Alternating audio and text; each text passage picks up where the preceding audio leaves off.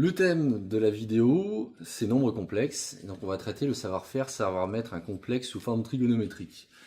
Donc ce savoir-faire va se diviser en deux vidéos. Une première où on va exposer comment obtenir la formule trigonométrique d'un complexe de manière théorique. Donc quelle est la formule théorique et d'où est-ce qu'elle vient géométriquement. Et une seconde où on essaiera de l'appliquer sur un cas concret. Donc on se donnera un certain nombre complexe et on voudra déterminer la forme trigonométrique associée à ce complexe. Donc l'objectif de cette vidéo, de cette première vidéo, c'est obtenir l'expression théorique à partir, de manière géométrique, c'est-à-dire d'essayer de deviner un petit peu comment elle s'écrit. Donc pour comprendre ça, il faut revenir à ce qu'est un nombre complexe. Donc un nombre complexe, c'est un nombre de la forme a plus ib, où a est ce qu'on appelle la partie réelle du nombre complexe, et b est ce qu'on appelle la partie imaginaire du nombre complexe. I, c'est un nombre tel que i carré est égal à moins 1. Ce nombre complexe peut se représenter dans le plan complexe, sous la forme donc de sa partie réelle, plus de sa partie imaginaire. La connaissance donc de la partie réelle et de la partie imaginaire fixe et caractérise le nombre complexe, si vous voulez. Ça le fixe à un point et il ne peut pas être ailleurs. Et donc cette forme qui est ici s'appelle la forme algébrique d'un nombre complexe. Alors il existe une autre façon de caractériser un nombre complexe, autre que par sa partie réelle et sa partie imaginaire, c'est premièrement par sa distance à l'origine. Si on fixe la distance à l'origine du nombre complexe, cette distance qu'on va appeler le module de z, et qu'on va noter module de z, un peu comme la valeur absolue pour les réels. Si on fixe cette distance, a priori le nombre complexe peut se situer sur un cercle de rayon de cette distance autour de l'origine. Mais si en plus on fixe l'angle formé par ce nombre avec l'axe des abscisses, qu'on appelle θ et qu'en fait s'appelle l'argument de z, bah là le nombre complexe est caractérisé et fixé. La connaissance de module de z et de θ suffit à connaître z en entier. Donc la question qui se pose naturellement, c'est quelle est la correspondance entre la formule algébrique et la formule trigonométrique qui sera associée en fait à ces deux objets qui sont le module et l'argument. Le module de z et θ. Donc il faut essayer de déterminer l'expression de z en fonction de module de z et de θ. Donc pour déterminer cette expression, l'idée ça va être d'essayer d'exprimer ces différentes quantités les unes en fonction des autres. Donc on va pour ça retourner à des théorèmes du collège, des théorèmes de collège.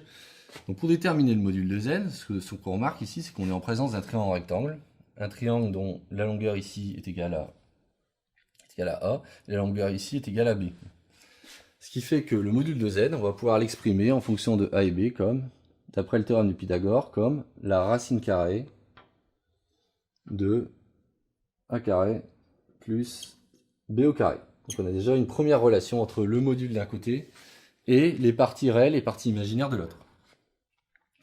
Et ensuite, pour déterminer θ, on va essayer de considérer les résultats trigonométriques qu'on utilisait au collège, c'est-à-dire qu'est-ce que le cosinus d'un angle et qu'est-ce que le sinus d'un angle. Donc le cosinus de θ, rappelons-nous dans un triangle rectangle, c'est le côté adjacent sur l'hypoténuse. Le côté adjacent est de longueur A, l'hypoténuse est de longueur module de z. Si bien que cosinus de θ, c'est en fait le côté adjacent sur l'hypoténuse. De même, sinus de θ, c'est pas le côté adjacent, mais cette fois-ci, c'est le côté opposé sur l'hypoténuse. Et le côté opposé, il a cette longueur-là, et cette longueur-là, c'est rien d'autre que la longueur B, comme ici, c'était la longueur A. Si bien que sinus θ, c'est B sur module de Z.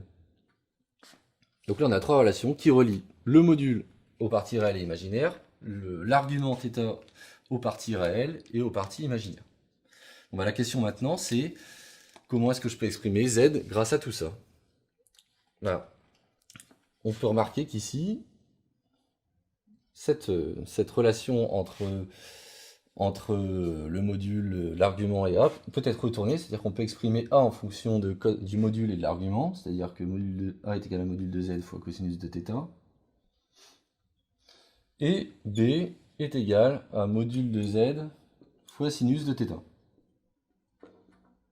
Pourquoi avoir fait ça? Parce que tout simplement maintenant, Je connais mon expression z en fonction de a et de b, il ne me reste plus qu'à remplacer le a et le b par les valeurs en fonction du module et de l'argument. Et ainsi, on aura caractérisé notre nom complexe par ces deux quantités, module qui représente la distance à 0 et l'argument qui représente l'angle à l'axe de la partie réelle. Ainsi, on obtient à la fin que z, c'est a plus ib, mais du coup, comme c'est a plus ib, je peux remplacer a par sa valeur, c'est-à-dire module de z cos θ,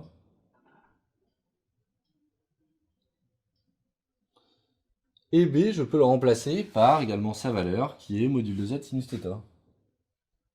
Si bien que, lorsqu'on va factoriser par le module de z, qui est une quantité qui intervient dans les deux termes, on va se retrouver avec module de z, facteur de cosinus θ, plus I sinus θ.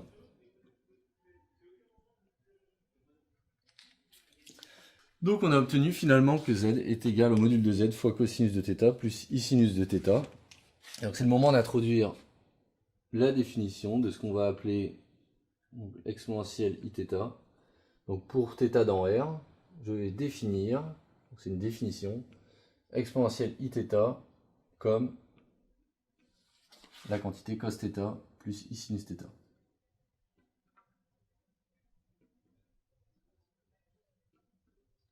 Ainsi, donc ça c'est ma définition, le nombre complexe z va pouvoir s'écrire sous la forme, donc z, c'est module de z fois exponentielle Iθ. Et c'est cette formulation-là qu'on appelle la formulation trigonométrique d'un complexe. Donc qu'est-ce qu'elle représente géométriquement? Elle représente que z, il est à distance module de z de l'origine, et l'exponentielle θ représente une rotation d'angle θ par rapport à l'axe des abscisses, l'axe des parties réelles. Et donc voilà qui clôt la première vidéo sur l'expression théorique de la forme trigonométrique d'un complexe.